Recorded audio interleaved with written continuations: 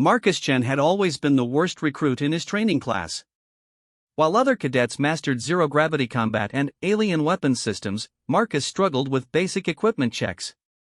His instructors shook their heads when he accidentally activated the wrong gravity settings during drills, sending himself floating helplessly around the training chamber.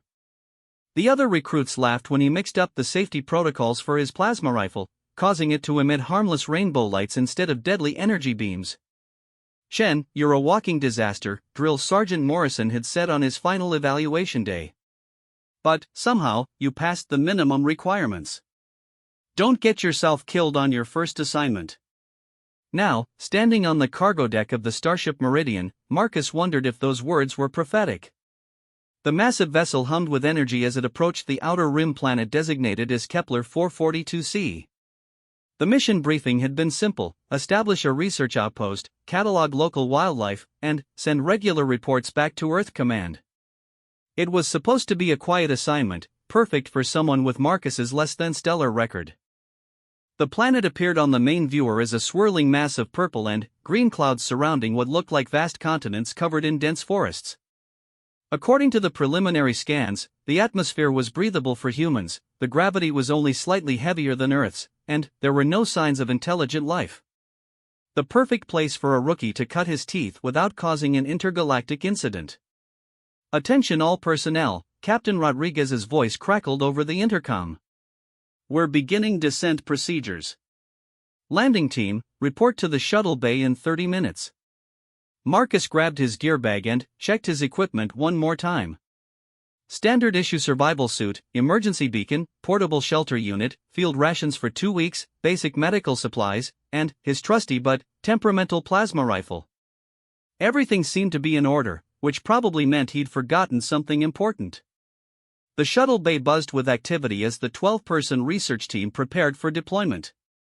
Dr. Sarah Voss, the team's xenobiologist, was already discussing potential discoveries with her assistant. Engineer Park was running diagnostics on the portable laboratory units. Security Chief Williams was checking weapons and defensive equipment with his two subordinates. "Listen up, people," Captain Rodriguez addressed the landing team. "This is a standard scientific mission, but we're still in uncharted territory. Stay alert, follow protocols, and maintain regular contact with the ship." Any questions? Nobody had questions. Everyone knew their job except Marcus, who was still trying to figure out exactly what his job was supposed to be. His official title was General Support Specialist, which seemed to translate to do whatever needs doing that nobody else wants to do. The shuttle descent was smooth until they hit the planet's atmosphere. Violent purple storms tossed their craft around like a toy, and Marcus spent most of the trip trying not to vomit in his helmet. When they finally broke through the cloud layer, the view took his breath away. Massive trees stretched toward the sky, their trunks easily 100 meters in diameter. Strange flying creatures with iridescent wings darted between the branches. Everything seemed to glow with a soft bioluminescent light. "Readings confirm the atmosphere is safe," Dr. Voss announced as they approached their landing site. "Temperature is comfortable, oxygen levels are actually higher than Earth normal, and I'm not detecting any obvious toxins." The shuttle touched down in a clearing that had been selected from orbit. As the engines powered down, Marcus felt his stomach settle for the first time in hours. The cargo ramp lowered with a mechanical whine, and alien air rushed into the shuttle. It smelled like flowers and rain, with an underlying scent that reminded Marcus of his grandmother's herb garden. "Deployment in teams of 3, Security Chief Williams ordered. Nobody wanders off alone. We establish the perimeter first, then set up the main base." Marcus found himself paired with Dr. Voss and Engineer Park, tasked with surveying the area beyond the eastern edge of the clearing. They stepped off the shuttle onto spongy ground covered with what looked like purple moss. The forest around them pulsed with gentle light, creating patterns that seemed almost hypnotic. "Fascinating," Dr. Voss murmured, kneeling to examine the glowing moss. "The bioluminescence appears to be triggered by pressure. Each step we take creates these ripples of light." Park was scanning the nearby trees with his instruments. "The wood structure is unlike anything in our databases. It's incredibly dense but somehow flexible. these trees could probably survive hurricane-force winds. Marcus was supposed to be watching for threats, but he kept getting distracted by the alien beauty around him. Every sound was new and strange. Bird-like calls echoed through the canopy, along with rustling sounds that could have been wind or movement. Occasionally, he caught glimpses of small creatures scurrying through the underbrush, but they moved too quickly for him to get a good look. They had been exploring for about an hour when Marcus heard it. A low, rumbling sound that seemed to come from everywhere at once. Dr. Voss and Park stopped their work, instruments forgotten as they listened to the ominous noise. "That's not in any of the recordings from orbit," Park said quietly. "We should head back," Dr. Voss suggested, but before anyone could move, the rumbling grew louder. The sound was getting closer. Marcus raised his plasma rifle, trying to remember his training about target acquisition and threat assessment. His hands were shaking, which probably wasn't a good sign for someone holding a weapon capable of melting through titanium. The rumbling stopped. For a moment, the forest was completely silent. Even the ambient wildlife sounds had ceased. Then, the trees directly in front of them began to move. Not swaying like trees in wind, but actually moving aside as something massive pushed through them. What emerged from the forest defied easy description. It stood at least 4 meters tall, with a body that seemed to be part reptile, part insect, and part nightmare. 6 legs supported its bulk, each ending in claws that could easily slice through steel. Its head was elongated and covered in what looked like natural armor plating. But the most terrifying feature was its eyes, dozens of them, arranged in clusters along its skull, all focused on the 3 humans with obvious intelligence. "Nobody move," Park whispered. "Maybe it won't see us as a threat." The creature tilted its massive head, studying them with those alien eyes. Marcus could hear his own heartbeat pounding in his ears. His finger hovered over the trigger of his plasma rifle, but he wasn't sure the weapon would even slow down something that large. Dr. Voss was slowly reaching for her emergency beacon, probably planning to call for immediate evacuation. That's when Marcus did something that would later be described as either incredibly brave or incredibly stupid. He lowered his weapon. The creature's multiple eyes focused on him as he took a careful step forward. Every instinct screamed at him to run, but something about the way it was watching him suggested curiosity rather than hostility. Marcus had always been good with animals back on Earth. His grandmother used to say he had the gift for understanding creatures that couldn't speak. "Easy there," Marcus said softly, addressing the massive alien as if it were a nervous dog. "We're not here to hurt anyone."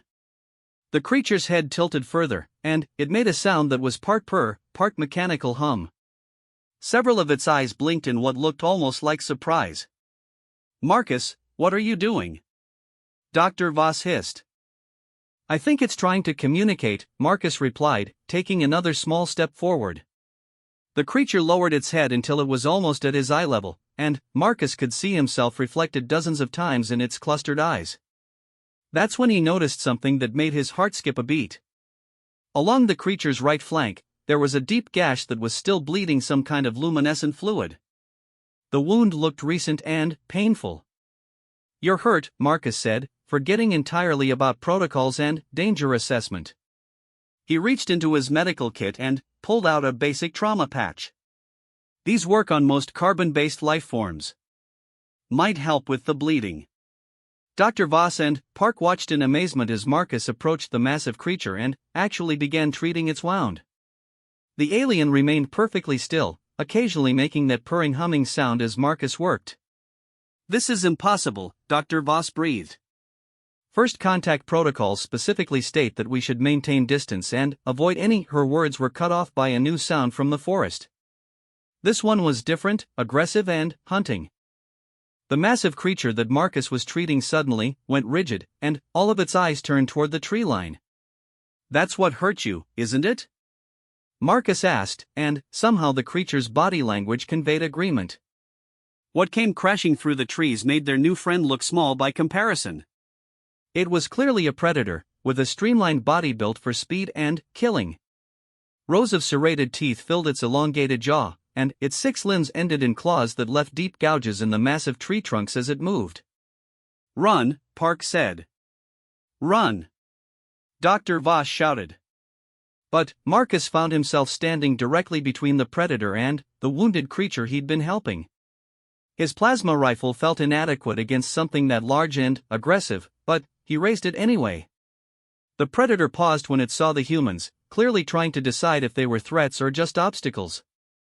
Its decision became clear when it opened its massive jaws and let out a roar that shook the entire forest. Marcus fired. The plasma bolt struck the predator's center mass, and, for a moment he thought it might actually work. The creature staggered and looked more annoyed than injured. It focused all of its attention on Marcus and began moving forward with obvious lethal intent. That's when the wounded creature that Marcus had been helping decided to return the favor. The alien moved faster than anything that large had any right to move. It intercepted the predator's charge with an impact that sounded like a starship collision. The two massive creatures rolled across the forest floor, tearing up trees and sending glowing moss flying in all directions. This way! Dr. Voss shouted, grabbing Marcus by the arm and pulling him toward the relative safety of a large boulder. From their shelter, they watched as the two aliens fought with a ferocity that was both terrifying and magnificent.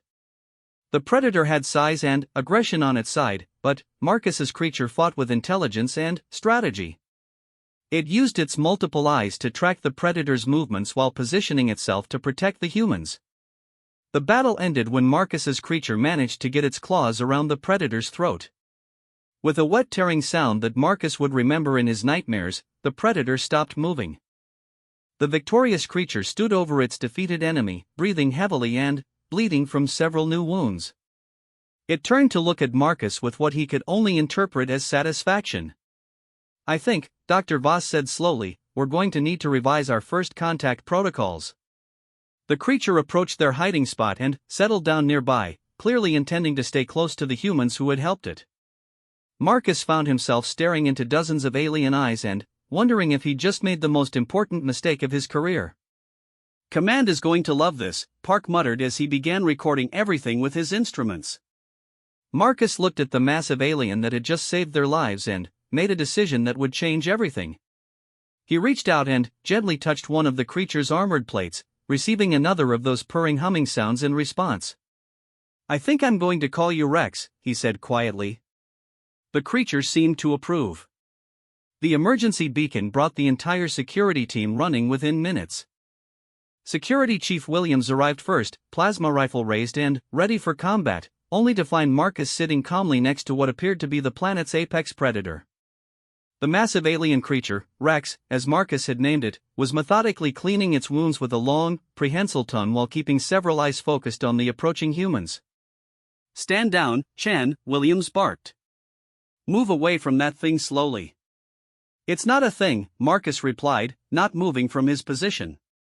"His name is Rex, and he just saved our lives." Dr. Voss quickly explained the situation while Park transmitted his recordings to the base camp. The footage showed everything: Marcus treating Rex's wounds, the predator attack, and Rex's protective response. By the time she finished, more team members had arrived, including Captain Rodriguez himself. "This is unprecedented," the captain said, studying the massive alien that was now watching him with obvious intelligence. "First contact with a potentially sentient species, and our rookie somehow managed to establish a bond." "With respect, sir," Williams interrupted, "that's a highly dangerous predator. It could turn on us at any moment." As if understanding the conversation, Rex made a low rumbling sound and moved closer to Marcus. The rookie reached out and patted one of the creature's armored plates, receiving that characteristic purr hum in response. "I don't think he's going to turn on anyone," Marcus said. "I think he's trying to protect us." "Us?" Dr. Voss asked. "He's been watching the tree line since you all arrived," Marcus explained. "Look at his body language. He's positioning himself between our group and potential threats." Captain Rodriguez studied the alien's posture and had to admit Marcus was right. Rex was clearly in a defensive position, but he wasn't threatening the humans. Instead, he seemed to be guarding them. "Sir," Park interjected, "I'm reading massive life signs throughout this forest. Whatever killed that predator, there are more of them out there. A lot more." Then, we return to base immediately, Williams ordered. What about Rex? Marcus asked. It stays here, Williams replied firmly. We're not bringing that thing back to camp. Rex seemed to understand the discussion because he stood up and began following Marcus as the group prepared to return to their shuttle. When Williams tried to block the alien's path, Rex simply stepped around him with surprising grace for something so large. I don't think he's giving us a choice, Dr. Voss observed. The journey back to base camp became a surreal parade. Marcus walked alongside Rex, occasionally pointing out interesting plants or formations, while the massive alien listened with apparent interest. The security team maintained a nervous perimeter, though it quickly became obvious that Rex was the most dangerous thing in the forest. Other creatures gave them a wide berth. Marcus caught glimpses of pack hunters melting back into the undergrowth and flying predators changing course to avoid their group. Whatever Rex was, the local wildlife clearly feared and respected him. Chen, Captain Rodriguez said as they walked, I need to understand exactly what happened back there. Your report mentions that you somehow knew the creature was wounded? I could see the injury, Marcus replied. But, it was more than that. He wasn't acting like a predator. He was curious about us, maybe even a little lonely. Lonely? Dr. Voss looked skeptical. How could you possibly know that? Marcus struggled to explain something he didn't fully understand himself. Back home, I always worked with animals that other people said were dangerous. Injured wolves, stray dogs, even a bear cub once. They all have the same look when they're hurt and scared but trying to trust you. This isn't a bear cub, Chen, Williams pointed out. No, Marcus agreed, watching Rex carefully navigate around a cluster of glowing plants without damaging them. He's much smarter. When they reached base camp, the other team members reacted with predictable panic. Someone screamed, several people grabbed weapons, and the camp's automated defense systems began targeting Rex with tracking beams. Stand down. Captain Rodriguez commanded. Lower your weapons. Rex had stopped at the edge of the clearing and was now crouched low, making himself as non-threatening as possible. His multiple eyes tracked each weapon pointed in his direction, but he made no aggressive moves. Marcus, Dr. Voss said quietly, can you ask him to wait outside the camp? Just until we figure out what to do. Marcus approached Rex and placed his hand on the alien's head. Hey, big guy. These people are scared. Can you wait out here for a while? Rex made a soft clicking sound and settled down at the forest's edge. He was clearly still watching the camp, but he seemed to understand that his presence was causing distress. Incredible, Dr. Voss breathed. It's like he actually understood the request. That evening, as the team set up their permanent research station, Rex remained at his post just outside the camp perimeter. He didn't sleep in any way the humans could recognize, but he seemed to enter a state of alert rest. His eyes took turns staying active while others dimmed, creating a rotation of awareness that never left the camp unguarded. Marcus brought him food, ration packs that Rex examined curiously but didn't eat. Instead, the alien disappeared into the forest for about an hour and returned carrying something that looked like a cross between a deer and a giant beetle. He methodically consumed his meal while keeping watch over the human camp. He's hunting for himself, Dr. Voss noted as she recorded Rex's behavior. But he's also clearly committed to staying near us. This suggests a level of social intelligence we rarely see even in Earth's most advanced species.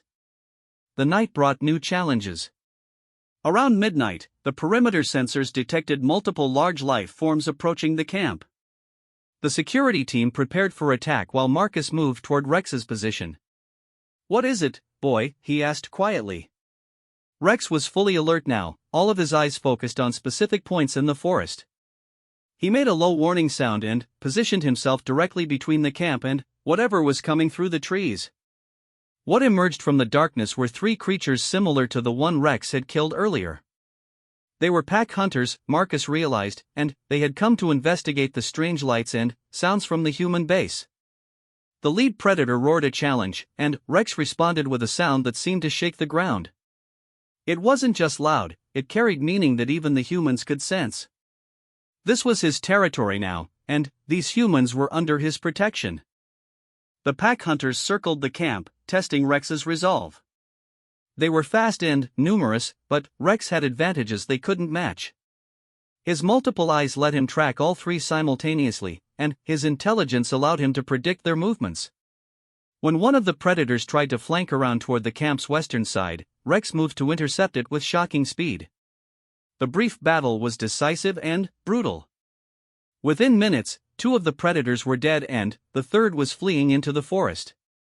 "My God," Engineer Park whispered. "He's not just protecting us.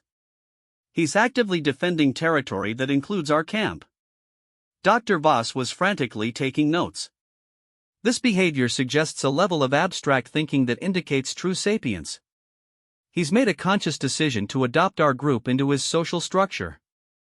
The next morning brought a communication from Earth Command. Captain Rodriguez gathered the senior staff to discuss their options while Rex maintained his vigil at the forest edge. "Command wants to know if we've made contact with intelligent life," the captain explained. "How do I explain that our worst recruit has somehow bonded with what might be the most dangerous creature on this planet?" "You tell them the truth," Dr. Voss suggested. "We've encountered a species that demonstrates intelligence, social awareness, and protective behavior. The fact that it's also an apex predator doesn't change the scientific significance." "What about safety protocols?" Williams asked. "Regulations clearly state that we should maintain distance from potentially dangerous alien species." "Those regulations," Marcus interjected from his position near the camp entrance, "were written by people who never met anything like Rex." As if summoned by his name, Rex appeared at the camp perimeter carrying something in his massive jaws. He approached slowly and carefully placed his burden near Marcus's feet. It was a cluster of what looked like crystalline fruits, glowing with the same bioluminescence as the forest plants. "He's bringing us gifts," Dr. Voss said in amazement. "This is advanced social behavior." Marcus picked up one of the fruits and examined it. The crystal structure was beautiful, like a natural work of art. "Thank you, Rex. They're beautiful." Rex made his purring humming sound and settled down nearby, clearly pleased with the positive response. Dr. Voss ran her scanner over the fruits. "They're not just decorative. These contain complex nutrients that would supplement our diet perfectly. He's not just bringing gifts, he's trying to take care of us." That afternoon, Rex demonstrated another surprising behavior. Marcus was working on maintenance for the camp's power generators when one of the units began sparking dangerously. Before any of the humans could react, Rex was there, using one massive claw to carefully disconnect the faulty power coupling. "Did he just perform technical assistance?" Park asked incredulously. "He's been watching us work," Marcus realized. "He's learning how our equipment functions." This revelation led to an impromptu experiment. Marcus began teaching Rex about human technology, starting with simple tools and gradually moving to more complex devices. The alien's learning speed was remarkable. He could understand the function of new equipment after just a few demonstrations. "This changes everything, Dr. Voss said as she watched Rex carefully manipulate a hand scanner to examine nearby plants. "He's not just intelligent, he's actively trying to understand our technology and integrate himself into our activities." The breakthrough came 3 days later when Rex disappeared into the forest and returned carrying what looked like a metallic artifact. He presented it to Marcus with obvious excitement, making chittering sounds that seemed to indicate urgency. The artifact was clearly manufactured, with geometric patterns that suggested advanced engineering. But it wasn't human technology, and it wasn't natural formation. "There are others," Marcus said, understanding flooding through him. "Rex, there are others like you, aren't there? With technology?" Rex's body language conveyed agreement and something that might have been sadness. He led the humans deeper into the forest, moving carefully to ensure they could keep up with his massive stride. What they found changed their understanding of the planet completely. Hidden in a valley surrounded by the massive trees was the ruins of what had clearly been an advanced civilization.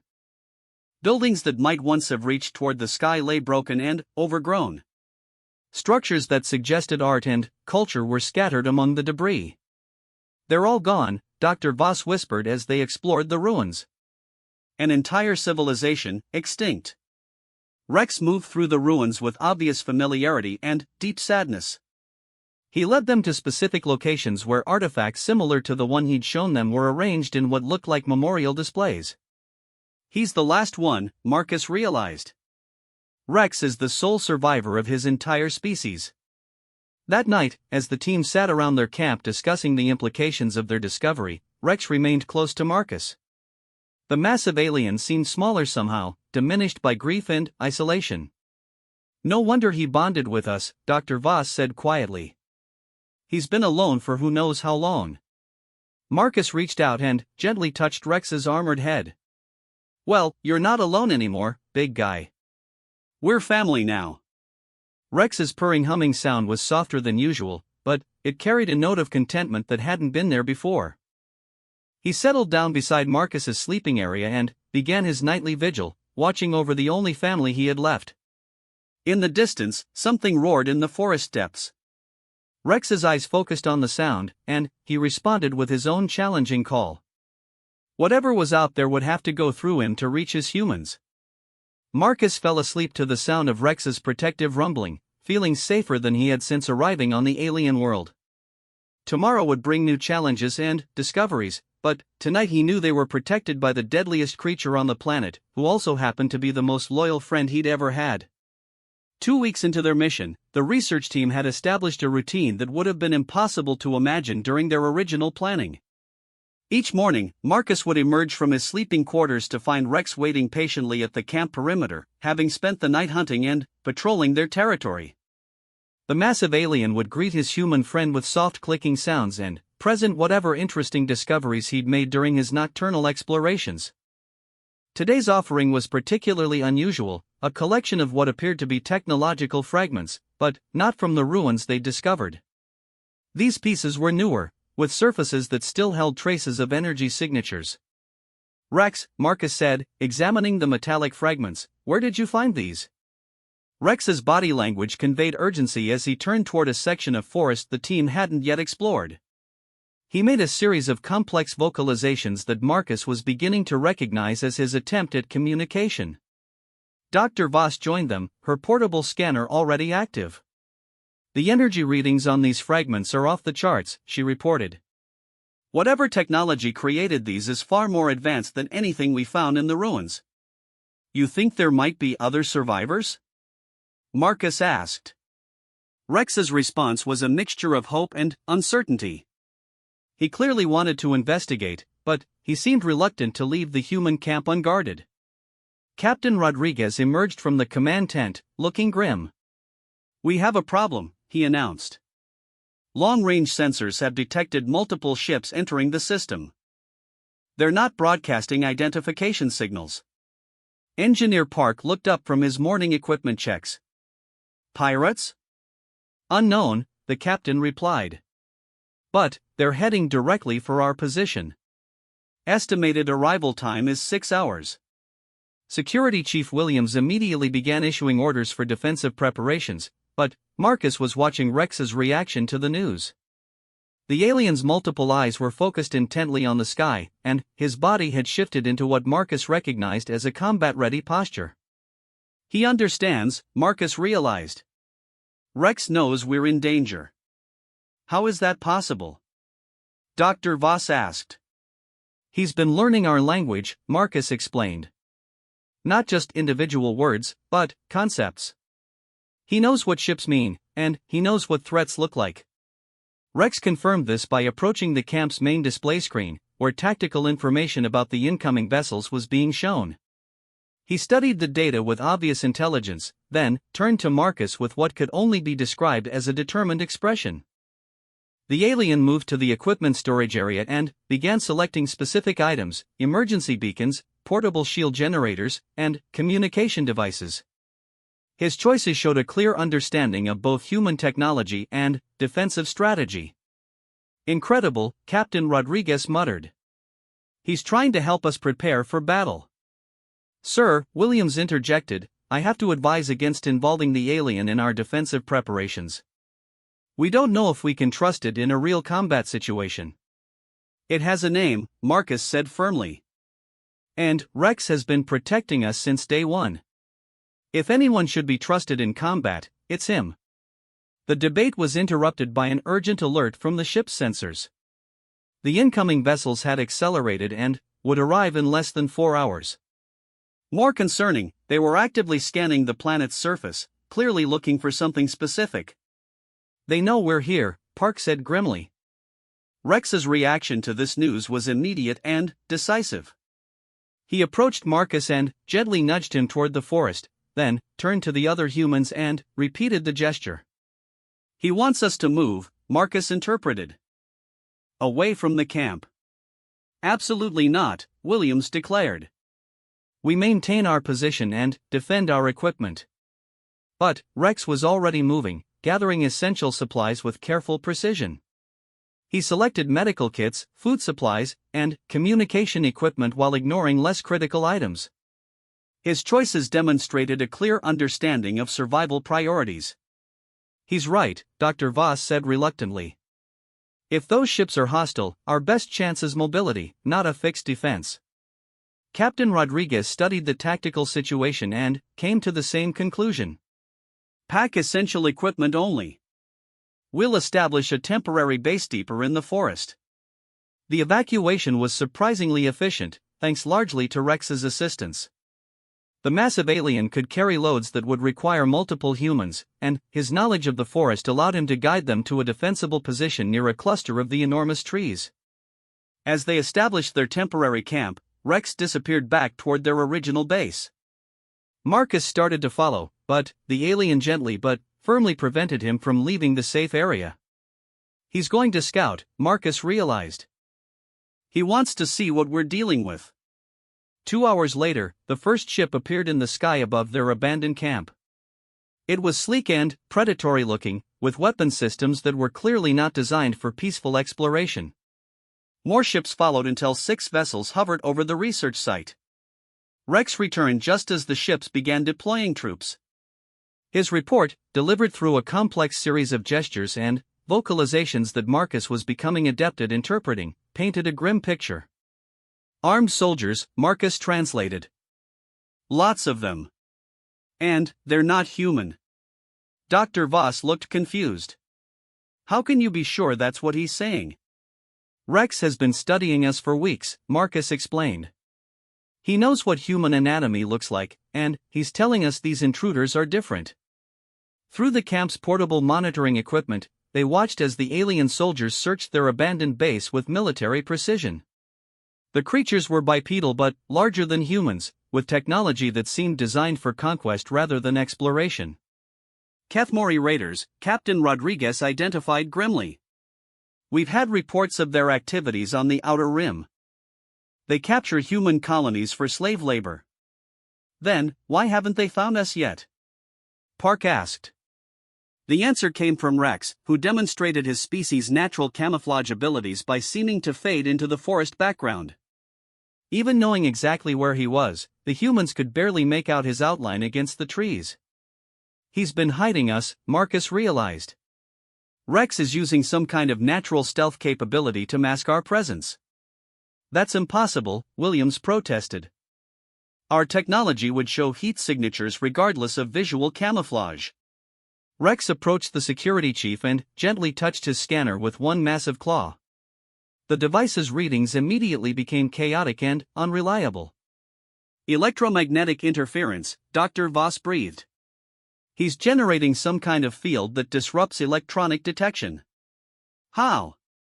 Park asked. Rex moved to a cluster of the glowing plants and touched them with his claws. The bioluminescence immediately intensified and began pulsing in complex patterns. Similar responses appeared throughout the forest as other plants picked up the signal. The entire forest is connected, Dr. Voss realized. He's communicating with the ecosystem itself, turning it into a natural defense network. On their monitors, they watched the Cathmori raiders grow increasingly frustrated with their search. Their advanced sensors were being consistently confused by the forest's electromagnetic signatures, and their aerial reconnaissance was hampered by the dense canopy. But Rex wasn't content with simply hiding. He approached Marcus with clear intent and gestured toward the enemy forces. "You want to fight them," Marcus said. Rex's response conveyed agreement, but also caution. He indicated the humans, then himself, then made gestures that suggested cooperation and strategy. "He's not just offering to fight," Marcus interpreted. "He wants us to work together. As a team." "Absolutely not," Williams declared. "We're researchers, not soldiers." "Those raiders aren't going to give up," Marcus pointed out. "They'll keep searching until they find us. And, when they do, we won't have any chance of defending ourselves." Captain Rodriguez studied the tactical situation and the alien who had become their unexpected protector. "What exactly are you proposing, Chen?" Marcus looked at Rex, seeing not just a dangerous predator, but an intelligent being who had chosen to protect them. "Rex knows this forest better than anyone. He's stronger and faster than any of our equipment. And he's been studying Kethmori tactics for the past 2 hours. You think he can take on 6 ships full of raiders?" "I think he can do things that would surprise everyone," Marcus replied. "But he needs our help to coordinate the attack." Dr. Voss was reviewing Rex's demonstrated abilities on her portable computer. "The learning rate we've observed suggests cognitive capabilities far beyond what we initially assumed." "If he's been analyzing their tactics." "He has," Marcus confirmed. "Look at his posture. He's already planning something." Rex confirmed this by moving to their equipment cache and selecting specific items, communication devices, emergency flares, and portable shield generators. His choices suggested a complex operational plan. "All right," Captain Rodriguez decided. "If we're going to do this, we do it properly. Chen, you'll work with Rex to coordinate our actions. Williams, prepare defensive positions. Voss, monitor their communications if possible. Park, be ready to provide technical support." What followed was the most unusual military briefing in human history. Rex used sticks, stones, and forest debris to create a 3-dimensional tactical map showing the enemy positions, patrol routes, and defensive capabilities. His intelligence regarding Kethmori behavior was remarkably detailed. How does he know so much about them? Williams wondered. Rex's species built an advanced civilization, Dr. Voss reminded them. They probably encountered the Kethmori before. This might even be what destroyed his people. Rex's body language confirmed this theory, adding a note of personal vendetta to their defensive planning. The plan that emerged was ambitious and dangerous. Rex would use his natural abilities to approach the enemy ships undetected, while the humans provided electronic warfare support and distraction. The goal wasn't to destroy the raiders, but to disable their ships and force them to abandon their search. As night fell, Rex began his approach to the enemy camp. Marcus monitored his progress through a combination of communication signals and forest indicators. The alien moved through the dense undergrowth like a living shadow, invisible to both human and Kethmori detection systems. The first phase of their attack targeted the raiders' communication array. Rex approached the primary ship from beneath, using his claws to systematically damage critical systems. His understanding of technology, learned from weeks of observing human equipment, allowed him to identify and disable key components without triggering immediate alarms. Marcus coordinated the human team's support actions, using their portable jammers to mask Rex's electronic signature while he worked. Dr. Voss had managed to tap into the Kethmori communication network, providing real-time intelligence about their response to the sabotage. "They know something's wrong," she reported, "but they can't figure out what. Their sensors keep showing phantom readings throughout the forest." Rex was now moving to the second ship, his massive form somehow remaining undetected despite the Kethmori's advanced surveillance equipment.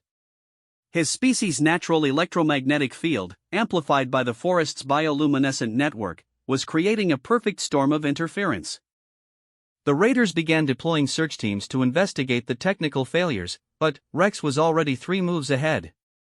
He had studied their patrol patterns and was using his knowledge of the forest to position himself where they least expected an attack. When the first Kethmori soldier disappeared into the darkness, his companions initially assumed equipment failure. When the second and third vanished without a sound, they began to understand they were being hunted. "Rex isn't killing them," Marcus reported, monitoring the aliens' activities. "He's capturing them, disabling their equipment and leaving them tied up in the trees." "Tied up with what?" Williams asked. "Forest vines," Dr. Voss replied, watching through her scanner. "He's using the natural environment as a weapon. This shows tactical sophistication far beyond what we've seen from any non-human species." By dawn, the Kethmori raiders were in full retreat. 4 of their 6 ships had been sabotaged beyond immediate repair, and half their landing force was missing.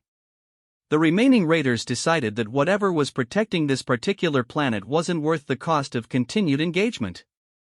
Rex returned to the human camp carrying what appeared to be Kethmori equipment and data storage devices.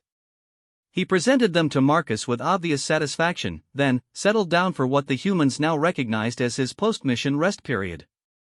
"Incredible," Captain Rodriguez said as they examined the captured technology. "This equipment contains intelligence about Kethmori operations throughout this sector. Command will want to see this immediately." "What about Rex?" Marcus asked. "Command needs to know what he's capable of." Dr. Voss was already preparing her report. "This goes far beyond first contact protocols. Rex has demonstrated strategic thinking, tactical planning, and cooperative behavior that indicates a level of intelligence equal to or exceeding human capabilities. Plus," Park added, "he's now officially a military asset." That was the most successful defensive action against Kethmori raiders in recorded history. Rex, listening to their conversation with his characteristic attention, made a sound that could only be described as pleased. He had found his place among these strange new companions, and they had accepted him not just as an ally, but as an equal.